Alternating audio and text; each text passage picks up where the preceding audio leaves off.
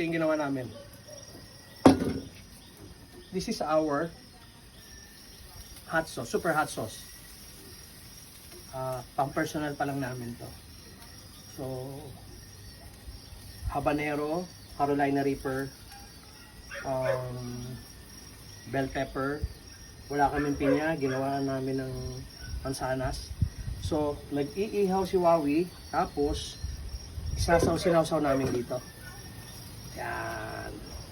And then, honey with cream and garlic.